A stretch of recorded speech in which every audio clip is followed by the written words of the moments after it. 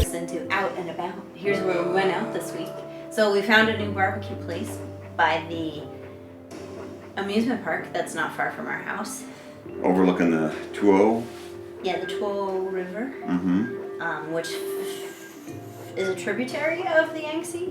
Yeah, it flows into, right? That's a tributary, right? That flows in to the Yangtze on the other side of our peninsula that we live on. Yeah. And so around the amusement park has been there for 3, 4? I think like 4 or 5 years, because I feel like it was there before we left for Lijiang. It was. But I feel like it was only this past year where we've actually seen people go to it.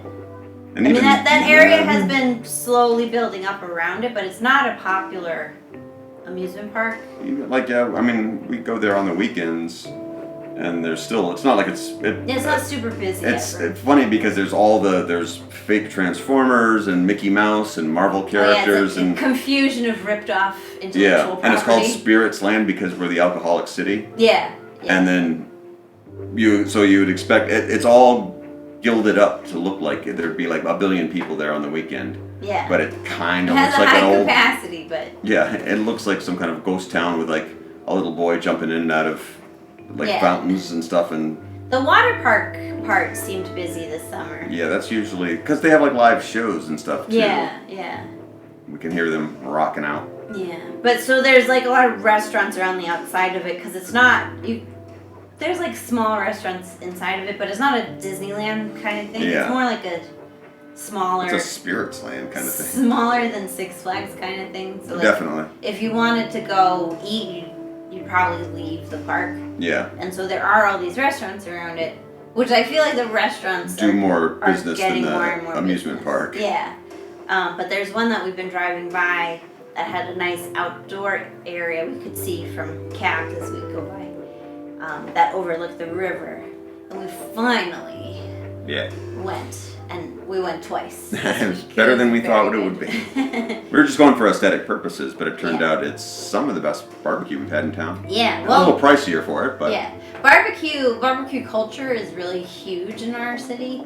Which I was gonna say, did we talk about this on our podcast? But I think we talked about this with John Scoville. That like the thing to do, school kids stop for barbecue on the way home, or like after you've been out drinking, you go and have barbecue, and it can be anything from like a literal grill and some table and chairs just set up on the street to an actual restaurant situation, and it wasn't. We've been to all kinds. It was mostly a street thing when we first got here. Yeah. I don't know what the culture was per se, but when we had our first balcony, decided that we wanted a barbecue, and everyone thought it was crazy, and we finally found one barbecue in town, and we had to like track down charcoal at all the restaurants and stuff and buy them in weird little bags.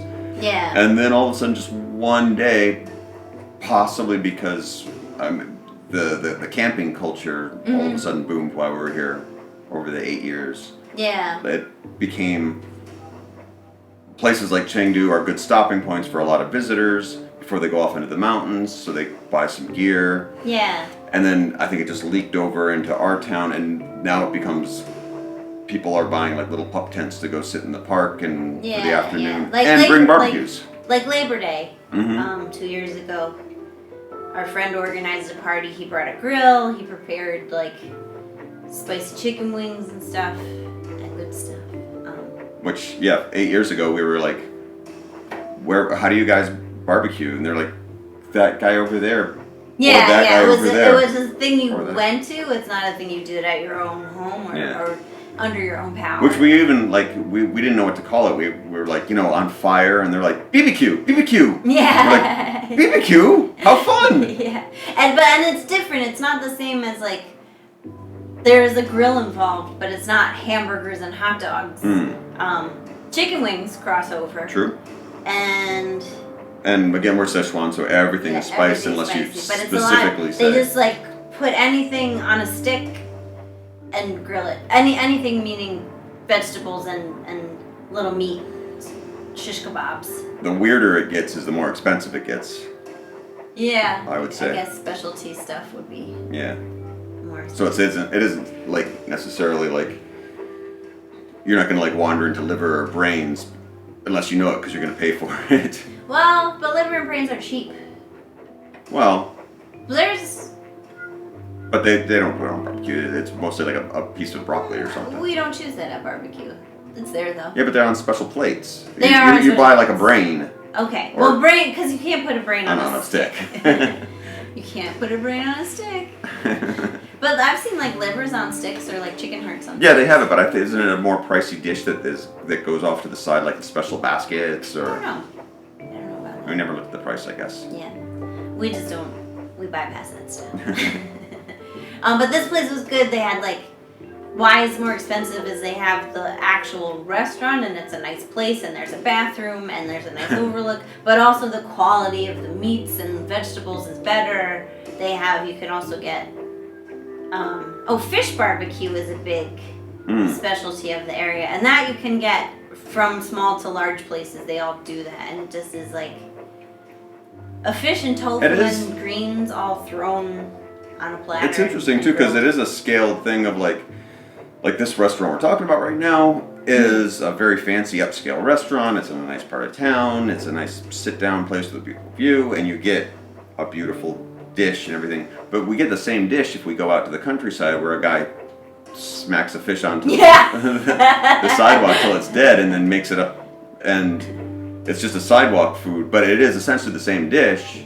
Mm-hmm. It's just like I wonder, like it's one of those like salt of the earth people's dishes kind of like things of like everyone eats this, everyone has beans, everyone has rice. Yeah. It's just a matter of like, did you get the good rice? Yeah, and how indoors is your kitchen? Yeah.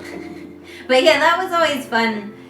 So we had a place out in the semi-countryside in Tai'an. Mm-hmm. We had a barbecue place we'd go to, and you'd just see them.